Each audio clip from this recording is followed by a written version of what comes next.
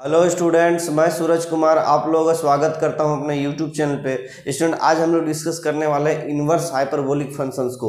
तो inverse hyperbolic function से पहले स्टूडेंट आपको हाइपरबोलिक फंक्शन पिछले लेक्चर में समझा दिए हैं, और भी आपका ट्रिग्नोमेट्री में complex number, complex argument, de Moivre's theorem, nth root of unity, cube root of unity, ये सब सारा आपका टॉपिक कंप्लीट हो चुका है। तो अगर आप नहीं देखे हैं तो आप प्ले लिस्ट में देख सकते हैं। स्टूडेंट, अगर आप झारखंड टीजीटी की तैयारी कर रहे हैं तो आप मेरे चैनल के साथ जुड़े रहिए। पूरा का पूरा सिलेबस मैथमेटिक्स का इसी चैनल में फ्री ऑफ कॉस्ट आपको कंप्लीट कराया जाएगा। और अगर आप किसी अदर टीजीटी या पीजीटी की तैयारी कर रहे हैं, यानी किसी अदर स्टेट से, तो भी आप मेरे चैनल के साथ जुड़ सकते हैं और अपना कंटेंट प्लेलिस्ट में मैच करके पढ़ सकते हैं। तो स्टूडेंट, चलिए यहाँ पे हम लोग शुरू करेंगे इन्वर्स हाइपरबोलिक फंक्शन को।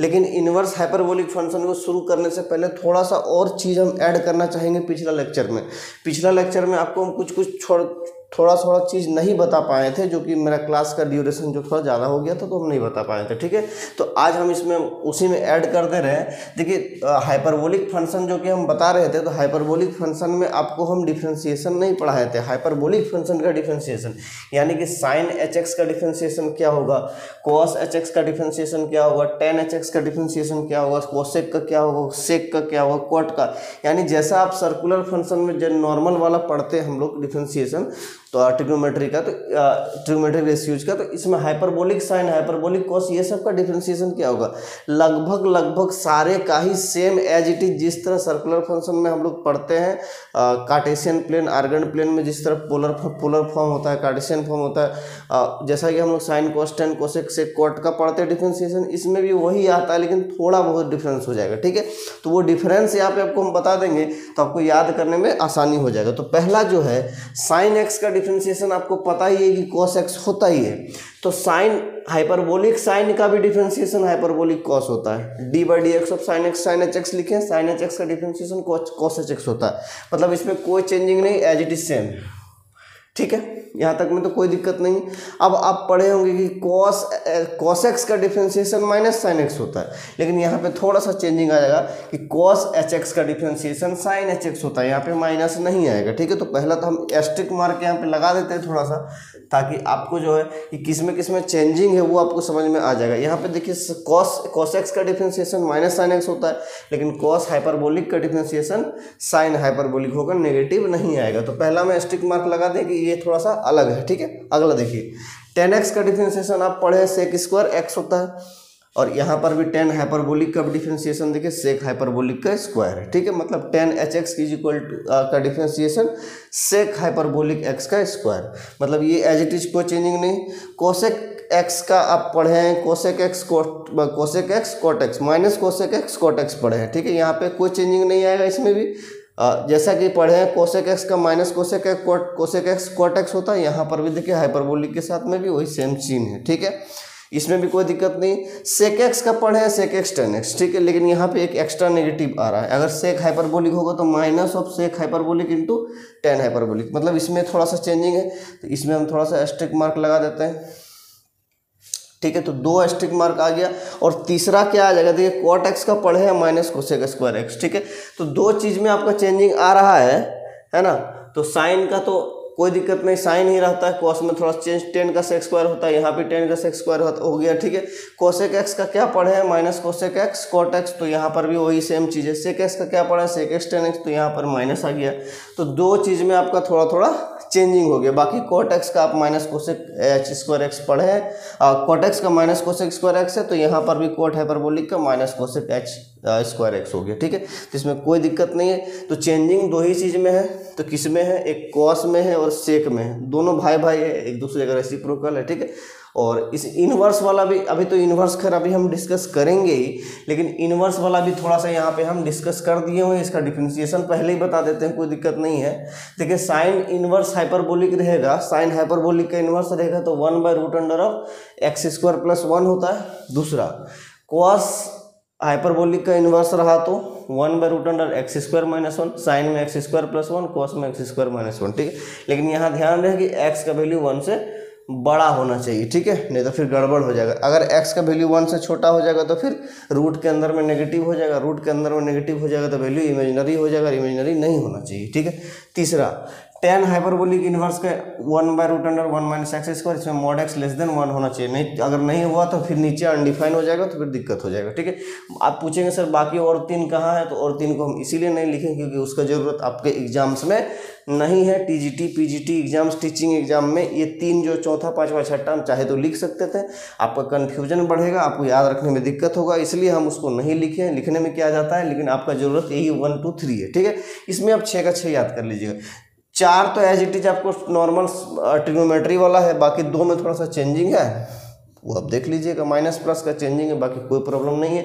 तो ये आपका, और एक चीज sine hyperbolic of minus x is equal to minus sine hyperbolic x होता है। ठीक है, जैसा कि साइन माइनस एक्स बराबर माइनस साइन एक्स होता है, same as it is hyperbolic में भी लागू होगा। ठीक, दूसरा cos hyperbolic of minus x is equal to cos hyperbolic x होगा, मतलब जिस तरह कॉस माइनस एक्स बराबर कॉस एक्स होता है, इसमें भी एज इट इज लागू होगा। ठीक है, तो सेम चीज होगा, यहाँ पे भी दो फॉर्मूला क्या, इसको आप एक रिजल्ट के तौर पर याद रखेंगे। ठीक है, तो आपका जो ज़्यादा मतलब इसमें सेम चीज़, इसमें कोई चेंजिंग, जैसा ट्रिग्नोमेट्री में होता है हाइपरबोलिक में भी वही सीन है। ठीक है, तो ये हम लोग का जो है पिछले लेक्चर में आप ऐड कर लें इसको, अगर आप नोट कर रहे हैं तो पिछले लेक्चर वाला नोट्स में इसको ऐड कर लीजिए। ठीक है, अब आपको हम बताएंगे इनवर्स। ठीक है, तो इसको आप नोट करें स्टूडेंट। अब आपको हम इनवर्स हाइपरबोलिक फंक्शन को समझाते हैं, जो कि हम लोग आज का मेन टॉपिक है। तो इनवर्स हाइपरबोलिक फंक्शन देखिए, यहाँ पे हम कुछ लिखे हुए हैं कि if sine h z is equal to x then z is called the inverse hyperbolic sine of x and is denoted by sin h inverse x। मतलब यहाँ पे कह रहा है कि अगर ऐसा कोई फंक्शन है कि sin h z is equal to x, तो ये जो z है यहाँ पे हम इसको इस तरह से लिखेंगे, ये जो z है, ये जो z है, ये z ही इनवर्स को रिप्रेजेंट करेगा। जैसे अगर यहाँ पे हम लिखें, नॉर्मल ट्रिग्नोमेट्री में हम लोग क्या पढ़ते हैं कि साइन x बराबर अगर y है तो x is equal to sine inverse y लिखते हैं। मतलब ये x क्या रिप्रेजेंट कर रहा है, ये x रिप्रेजेंट कर रहा है inverse of y, sine inverse y represent कर रहा है। सेम इसमें भी वही है कि sine h z is equal to x है, ये h इसके साथ आप मत सोच लीजिएगा कि इसके साथ मल्टीप्लाई है h इंटू जेड, ऐसा कोई सीन नहीं है। ये h हाइपरबोलिक को रिप्रेजेंट कर रहा है, साइन के साथ, कॉस के साथ, टेन के साथ, किसी के साथ अगर h लगा हुआ है, h लगा हुआ, इसका मतलब ये हाइपरबोलिक को रिप्रेजेंट कर रहा है, ये फंक्शन रिप्रेजेंट कर रहा है। इसका मतलब ये नहीं कि z के साथ एंगल रिप्रेजेंट कर रहा है, वैसा नहीं है। ये z अकेले z एंगल रिप्रेजेंट कर रहा है, इसको हम इसलिए ब्लैक से अब दिखा देते हैं, अब आपको क्लियर हो जाएगा। तो sine h z is equal to x है, तो ये z जो है वो क्या करेगा, इनवर्स को रिप्रेजेंट करेगा। तो इसको अगर इनवर्स में लिखना चाहे तो क्या हो जाएगा, z is equal to sine h inverse x. ठीक है, ये आपको मामला क्लियर हो गया होगा। जिस तरह यहाँ पे नॉर्मल ट्रिग्नोमेट्री में होता है, इसमें भी होता है, लेकिन यहाँ h क्या दिखाता है, हाँ हाइपरबोलिक दिखाता है, ये तो पता ही है आपको। ठीक है, ये मत सोच लीजिएगा h इंटू जेड है, वैसा कोई सीन नहीं है यहाँ पे। ठीक है, और हाइपरबोलिक में कहीं इस तरह अगर रहेगा तो ये मत सोच लीजिएगा ये दोनों मल्टीप्लाइड है। h हाइपरबोलिक फंक्शन रिप्रेजेंट करता है, ये आप समझ लीजिए। ठीक है, तो अब आपको हम समझाते आगे। यहाँ पे हम लोग क्या करेंगे, यहाँ पे हम लोग 3 रिजल्ट निकालेंगे। 3 रिजल्ट कैसे निकलेंगे, एक साइन से रिजल्ट निकलेगा, साइन हाइपरबोलिक से, एक कॉस हाइपरबोलिक से, और एक टेन हाइपरबोलिक से। तो 3 रिजल्ट यहाँ पे हम लोग धीरे धीरे करके निकालेंगे इनवर्स से। तो वो रिजल्ट क्या होगा, वो बहुत ज़्यादा इंपॉर्टेंट होगा, एग्जाम में आपसे डायरेक्टली वो रिजल्ट पूछ सकता है। वो रिजल्ट अभी हम डेराइव करेंगे कि रिजल्ट आता कहाँ से, रिजल्ट क्या है और कैसे है। तो चलिए यहाँ पे क्या लिखे हुए देखिए, sine h z is equal to x लिखे हुए, तो इसी से हम लोग जो है उस रिजल्ट को डेराइव करेंगे। तो एक्स बराबर लिख सकते हैं साइन एच जेड। ठीक है, बोले हाँ सर लिख सकते हैं। तो साइन एच एक्स या तो साइन एच जेड को क्या लिख सकते हैं, ई का पावर जेड माइनस ई का पावर माइनस जेड बाई 2। यही होता है हाइपरबोलिक का मतलब। साइन अगर x रहता था यहाँ पे x आ जाता था, बोले हाँ सर कोई दिक्कत नहीं है। तो इसको अगर हम आगे बढ़ाना चाहें तो इसको इस तरह से लिख सकते हैं, इस x को रहने देते हैं, x इज इक्वल टू हो जाएगा ई का पावर जेड माइनस ई का पावर माइनस जेड बाई 2। ठीक है, और आगे बढ़ते हैं हम लोग, तो x इज इक्वल टू क्या हो जाएगा, और ये 1/2 इसको इस तरह से लिख सकते हैं, ये ई का पावर जेड है। और इसको अगर हम नीचे डिनोमिनेटर में लाना चाहें तो 1/e का पावर जेड हो जाएगा। देखिए यहाँ पे क्या निकल के आ जाएगा, आपको समझ में आता होगा। देखिए 1/2, और अगर इसको एलसीएम लेके सॉल्व करेंगे तो ये आपका आ जाएगा ई का पावर जेड का स्क्वायर माइनस 1 अपॉन ई का पावर जेड। बोले हाँ सर कोई दिक्कत नहीं। अब x तो यहाँ पे साथ में, उसको इवेल्युएट कर दीजिए x के साथ। तो ये देखिए ये 2e का पावर z यहाँ पे आ जाएगा, x के साथ मल्टीप्लाई हो जाएगा, तो x इंटू 2e का पावर z, ये पूरा इधर मल्टीप्लाई हो जाएगा x के साथ।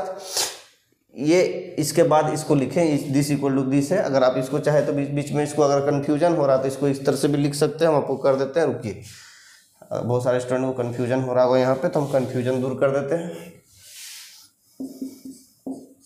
अब आपका कन्फ्यूजन नहीं रह जाएगा। 1/2 e का पावर 2z हो जाएगा यहाँ पे, -1 e का पावर z। 2z लिखे चाहे z का स्क्वायर लिखे, बात बराबर है, कोई दिक्कत नहीं है, ठीक है। अगर यहाँ पे इसको इस तरह से भी लिखेंगे तो कोई इशू नहीं होगा। e का पावर z और पूरे में स्क्वायर, ठीक है। ये z है, ऊपर वाला स्क्वायर है, ठीक। अब इसको आप थोड़ा सा इवेलुएट कर दीजिए। यहाँ पे हम इवेलुएट करते हैं, देखिए आपका क्या निकल के आ जाएगा। आपका आ जाएगा 2x e का पावर z, यहाँ पे इक्वल टू आ जाएगा e का पावर z का स्क्वायर और यहाँ पे -1।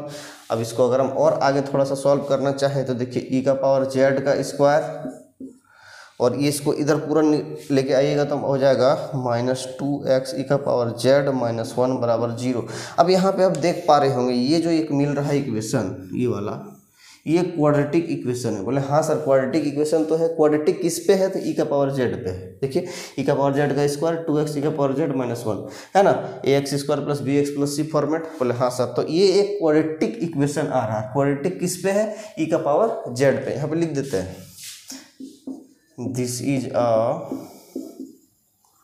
क्वाड्रेटिक इक्वेशन इन e का पावर z, ठीक है। e का पावर z पे क्या है? Quadratic equation. अब यहाँ पे अगर अब तो हम यहाँ पे क्या निकाल सकते हैं? e का पावर z का वैल्यू निकाल सकते हैं, क्वाड्रेटिक फार्मूला लगा देते हैं। तो यहाँ पे अब देखिए आपका क्या आ जाएगा, e का पावर z, जैसे कि x का वैल्यू निकालते हैं हम लोग ax² + bx + c रहने पे, तो यहाँ पर e का पावर z का वैल्यू निकलेगा, है ना। आज इतना ज़्यादा गर्मी है कि क्या बताएं आपको, हम इतना पसीना आ रहा, देख सकते हैं आप। e का पावर z का स्क्वायर 2x e का पावर z -1 = 0, ठीक है, कोई दिक्कत नहीं। अब यहाँ पे क्या आ जाएगा? -b ± √d/2 है, यही होता है। तो -b कितना हो जाएगा? देखिए b यहाँ पे 2x है, तो -+ 2x हो जाएगा, एक ± √d होता है। d माने b² - 4ac, तो b² माने यहाँ पे आ जाएगा आपका 4x² -4। a कितना है? a तो 1 है, और c कितना है? -1 है, तो -1 प्लस हो जाएगा ये आपका, ठीक है, अपॉन 2a। तो 2 × 1 2 हो जाएगा, है ना। तो यहाँ पे आपका e का पावर z = आ जाएगा 2x ± यहाँ से 4 अगर कॉमन ले लेंगे तो 2 निकल के आएगा, और x² + 1 हो जाएगा, है ना, और नीचे 2, और यहाँ से 2 कॉमन ले लेंगे तो पूरा पूरी कट जाएगा 2। अब कॉमन ले लीजिए, इससे 2 कट जाएगा, ठीक है। तो e का पावर z = बच जाएगा x ± √x² + 1 आगे यहाँ पे। और यहाँ पे अगर आप log ले लेंगे दोनों तरफ तो देखिए क्या आ जाएगा, तो ये आपका आ जाएगा log e का पावर z, ठीक है। और यहाँ पे आपका आ जाएगा log x ± √x² + 1। यहाँ तक तो कोई दिक्कत नहीं है, ठीक है। अब हम ई वाला पार्ट को मिटा देते हैं, इस पार्ट का हमको जरूरत नहीं है, ठीक है। हम यहाँ पे केस शुरू किए थे, केस 1, पहला केस इसको मान लेते हैं केस 1, ठीक है। और आगे यहाँ पे अगर चलना चाहे, देखिए लॉग जो लिए थे बेस ई के साथ लिए थे, छुच्छे लॉग लिखा है, कुछ भी बेस नहीं, मतलब ई बेस है, ठीक है। तो यहाँ पे ई बेस है, ठीक है। ये जेड नीचे आ जाएगा लॉग का प्रॉपर्टी से, तो Z log E base E = log of x ± √x² + 1। It implies, यहाँ पे log e बेस ई 1 हो जाएगा, बेस और नीचे वाला पार्ट, ऊपर वाला पार्ट अगर बराबर रहता है तो 1 वैल्यू होता है, ठीक है। तो z = log of x ± √x² + 1। और यहाँ पे आप समझाइए कि z का वैल्यू क्या था। x बराबर sin hz है, इसका मतलब z = sin h इनवर्स x है।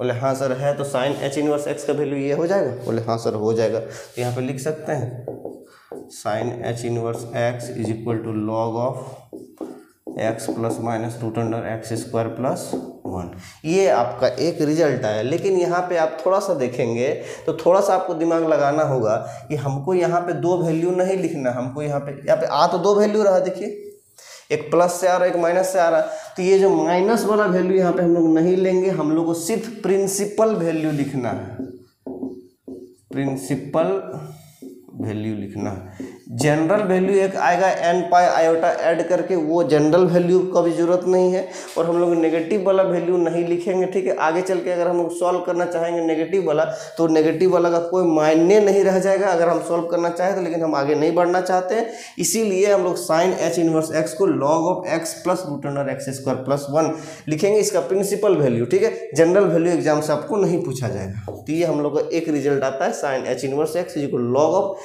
X plus root under x square plus 1, ठीक है। तो ये हम लोग का पहला रिजल्ट है स्टूडेंट, तो इसको आप नोट कर लीजिए। इसके बाद हम कॉस का और टेन का बताएंगे, ठीक है, इसको नोट कीजिए स्टूडेंट। अब हम लोग कॉस एच इनवर्स एक्स का मतलब कॉस हाइपरबोलिक इनवर्स का फॉर्मूला देखेंगे कि क्या आता है, उसका वैल्यू क्या आता है। जैसे हम लोग को साइन एच इनवर्स एक्स का निकाल लिए, log x plus root under of x square plus 1, ये हम लोग को निकाल लिए। कैसे निकला पता चल गया, ठीक है। दो वैल्यू आ रहा था लेकिन एक ही वैल्यू प्लस वाला वैल्यू को ले रहे थे, क्यों ले रहे थे वो भी बताए, प्रिंसिपल वैल्यू को लेना था। ये क्या है, प्रिंसिपल वैल्यू है।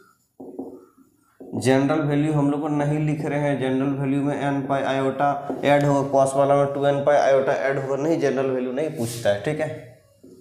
चलिए ये पहला हो गया। दूसरा, कॉस हाइपरबोलिक इनवर्स का जो डेरिवेशन है वो as it is same to same sine hyperbolic inverse की तरह है, जैसा साइन हुआ वैसे ही कॉस वाला भी होगा, ठीक है। लेकिन जो कॉस का वैल्यू था वो कॉस का वैल्यू रखेंगे, साइन का वैल्यू था साइन का वैल्यू रखे थे, ठीक है।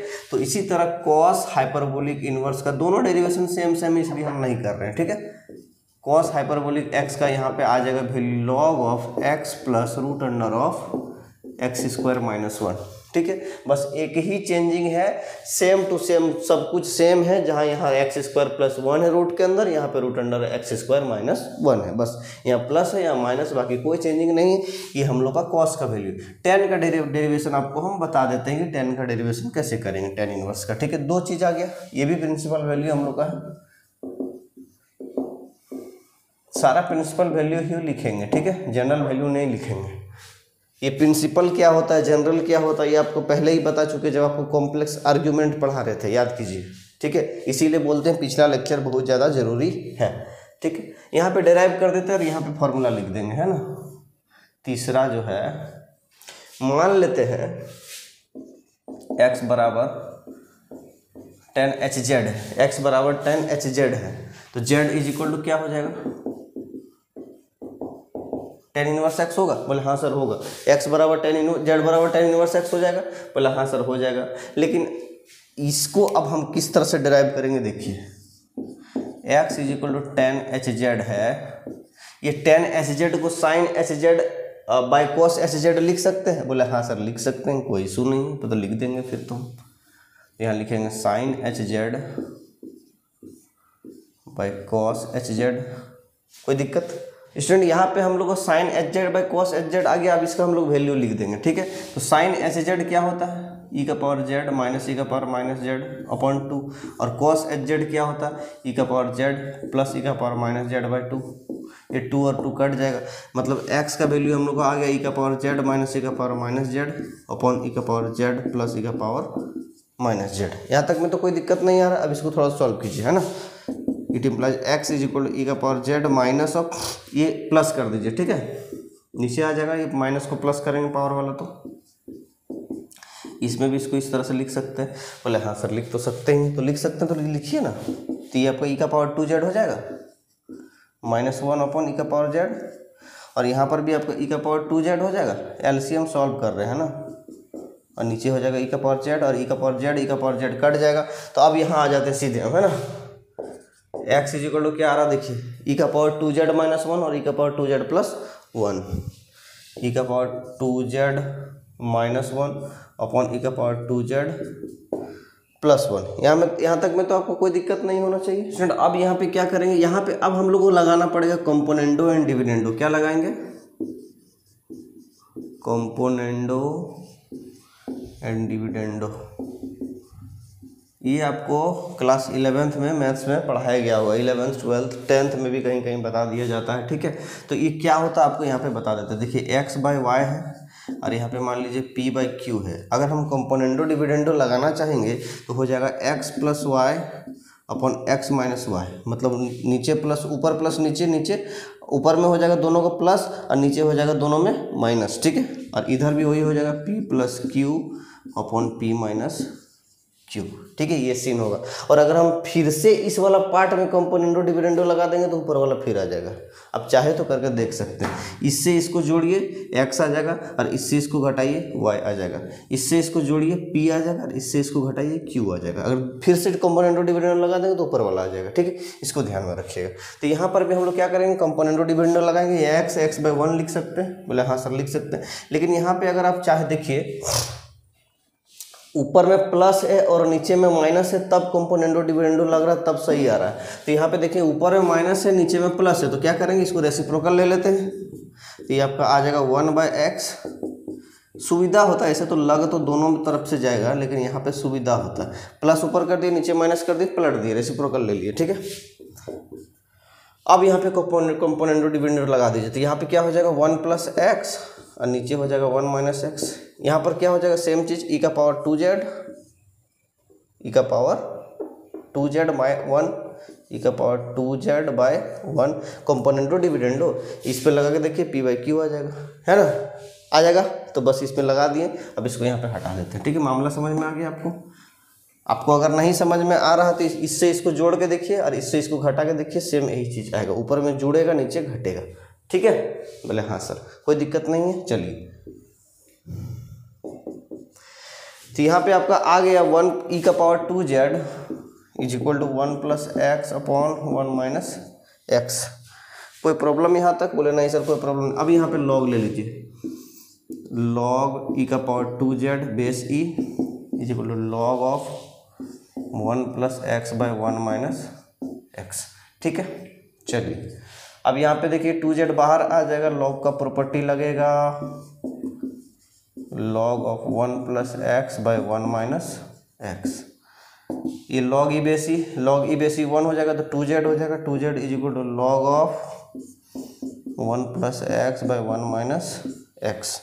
इट इम्प्लाइज z = 1/2, ये 2 नीचे आ जाएगा, z = 1/2 log of 1 + x/1 - x, ठीक है। आ गया, यहाँ पे यही वैल्यू आएगा। z क्या मान है देखिए, tan इनवर्स x, hx है tan h इनवर्स x, सिर्फ x नहीं होगा, tan h इनवर्स x हो जाएगा, ठीक है। तो यहाँ पे अगर हम लिखना चाहें तो यहीं पे लिख देते हैं tan h इनवर्स x = 1/2 log of 1 + x/1 - x। ये जो वैल्यू है ये प्रिंसिपल वैल्यू है, जनरल वैल्यू आएगा n पाई आयोटा ऐड करके, जनरल वैल्यू नहीं पूछता है, ठीक है। तो ये आपका ये डेरिवेशन हो गया स्टूडेंट। अब इसको नोट कर लीजिए, हम यहाँ पे इसको मिटा देते हैं और यहाँ पे 3 पॉइंट आपका लिख देते हैं, ठीक है। यहाँ पे हम साइड हो जा रहे हैं, आप चाहे तो नोट कर लीजिए। अब हम यहाँ पे मिटा रहे हैं, इसको इधर से मिटा देते हैं, उधर चाहे तो नोट कर लीजिए। आप तीनों का वैल्यू कैसे आया लॉग के फॉर्म में देख लीजिए।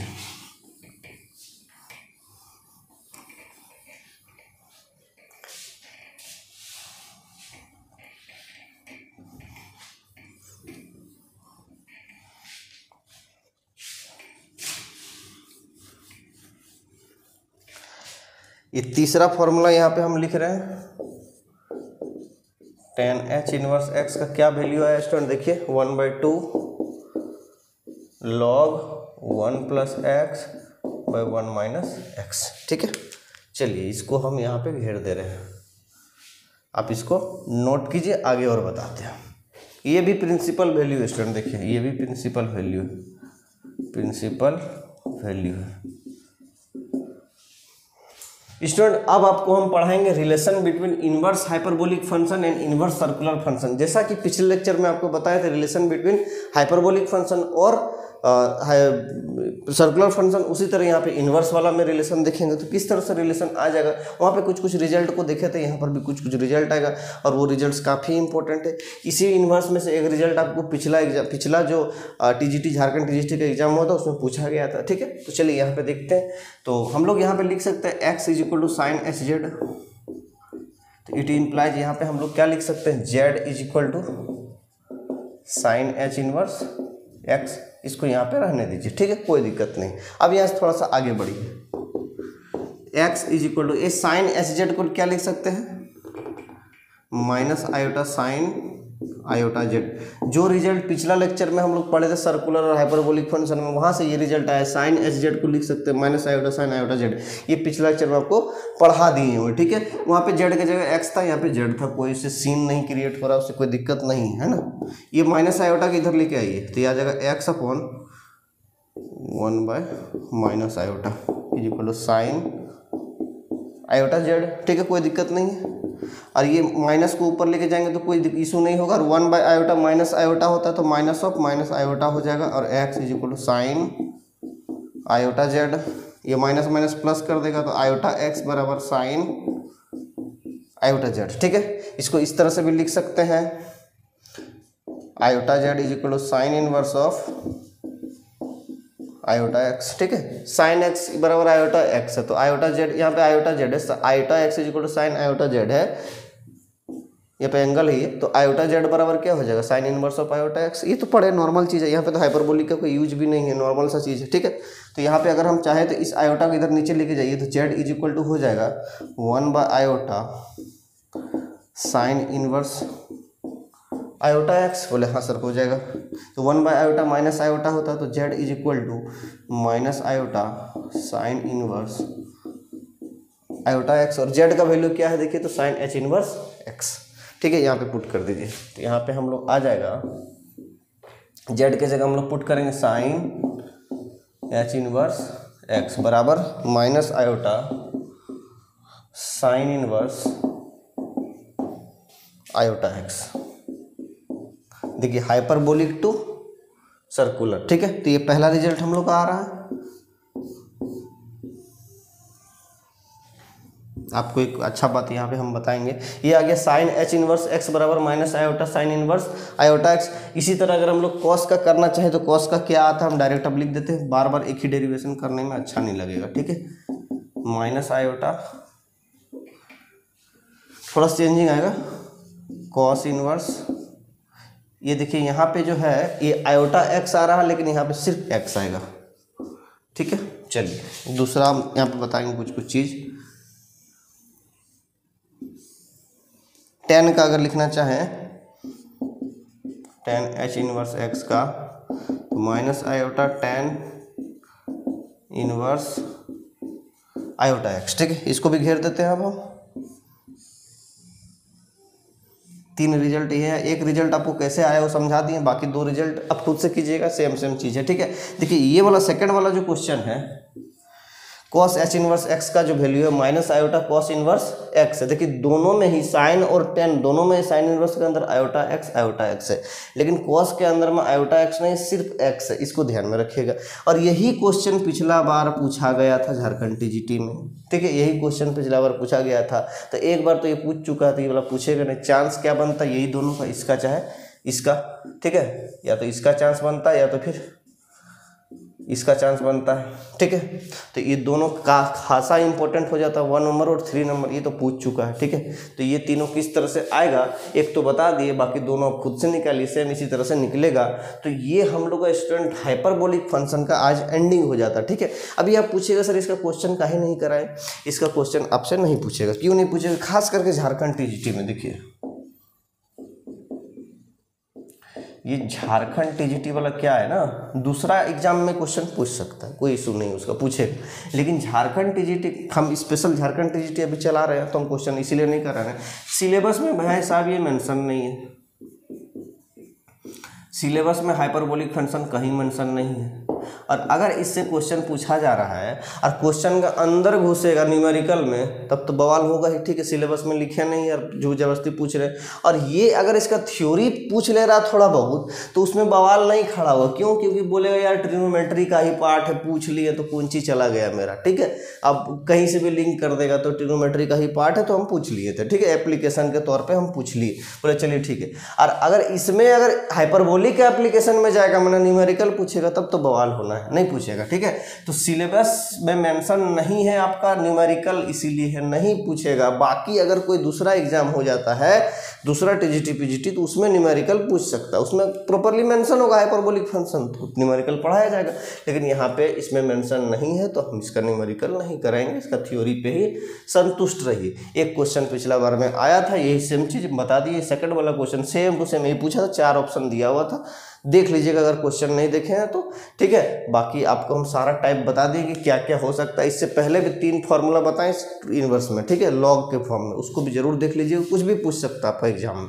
ठीक है स्टूडेंट, तो इसका अगला लेक्चर जो होगा वो ग्रेगोरी सीरीज का होगा। अभी तक में सारा लेक्चर अब तैयार कर लीजिए, पढ़ लीजिए, नोट्स कर लीजिए, क्वेश्चन प्रैक्टिस कर लीजिए।